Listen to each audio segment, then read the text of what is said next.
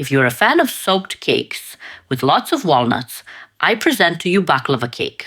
Without milk and eggs, yet so juicy and delicious. To start, we need 1 packet of any mild herbal tea. I use chamomile tea and pour it with 200 milliliters of hot water.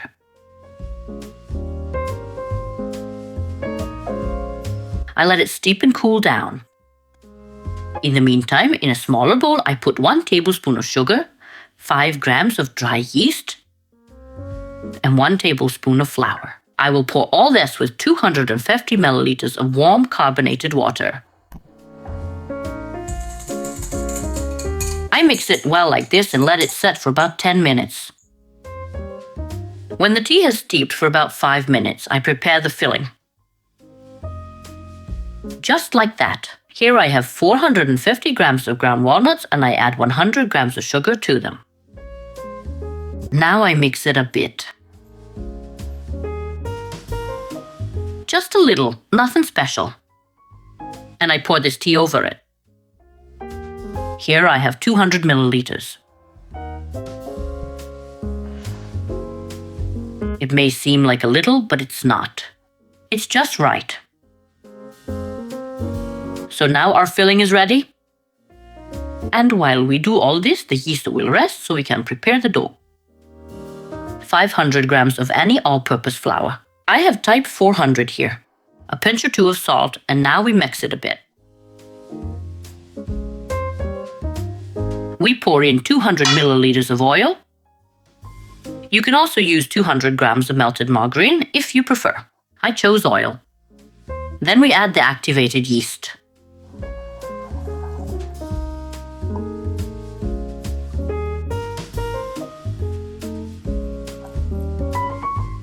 You don't have to dirty your hands for now.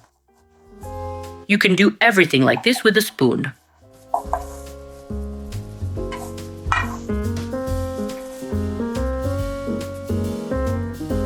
In the end, I will knead it a bit.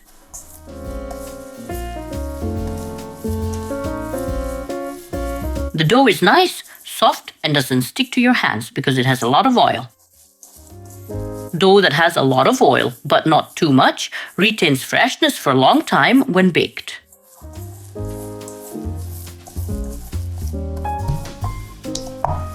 Now you take it like this and divide it in half, since we need it for 2 layers.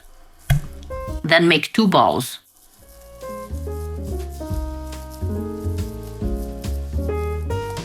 One on the left.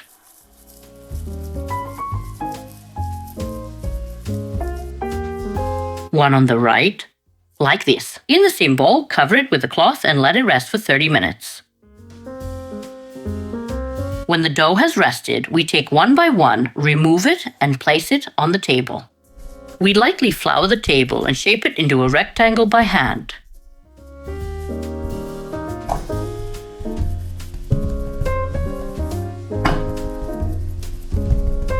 Place a tray next to it so you know how much to roll out. Sprinkle both sides with a little flour so it doesn't stick to the work surface. This dough is so nice to work with that you can even roll it out by hand. The bottom layer doesn't need to be rolled out precisely because you will do this.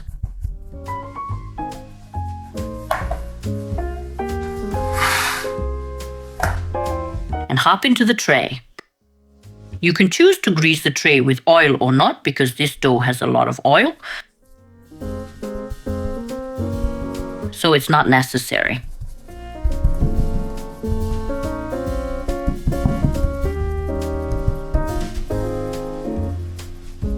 Lift the edges so the filling doesn't stick.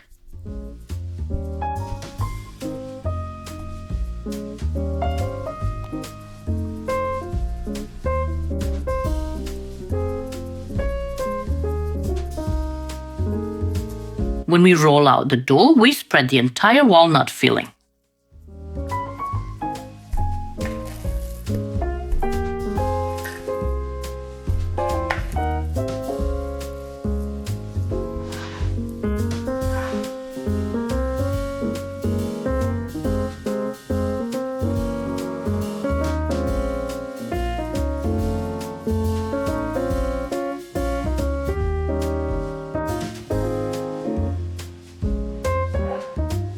This is what it looks like when you level it. We sprinkle the table and continue to roll out the second part of the dough.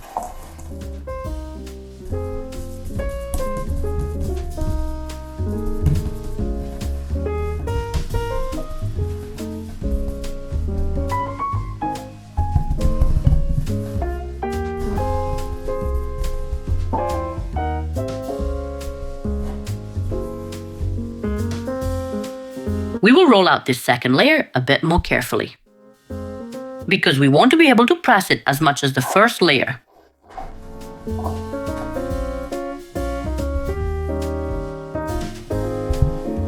Be gentle.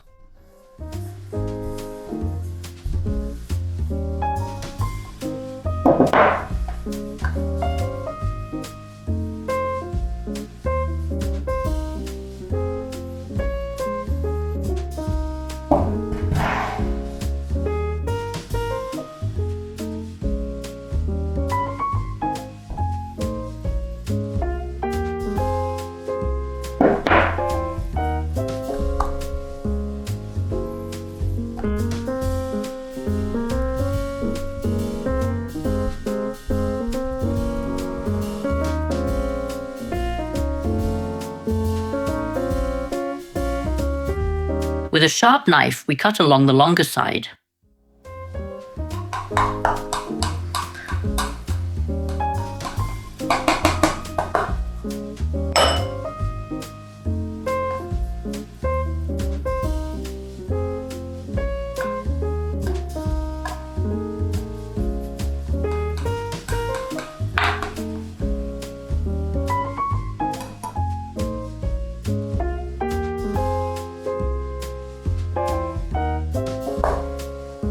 Then we turn it over. I dip the tip of the knife in a little flour each time and then I cut.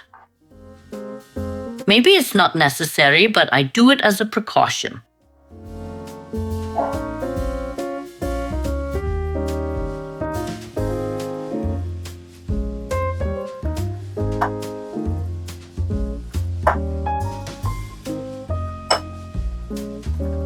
Now, since we've cut from this side, we turn it like this. And we press these edges here a bit too. We did it nicely on this side, but we couldn't on the other side. So we do it like this when we turn it. Since I worked with fresh yeast, I will let this baklava cake rest for as long as it takes for the oven to preheat. About 15 to 20 minutes. Those who worked with dry yeast can feel free to let it rest longer. The oven is preheated. I'm taking the cake to bake. While the cake is baking, we make the syrup. I put 400 grams of granulated sugar in a pot and pour in 500 milliliters of water, and now I put it on the heat to cook. We leave it on high heat to boil for a full 7 minutes. Then we add the juice of half a lemon. And now I let it cool while the cake bakes. The baklava cake is baked. The baking time is 35 minutes. Now we will pour the hot cake with the cooled syrup.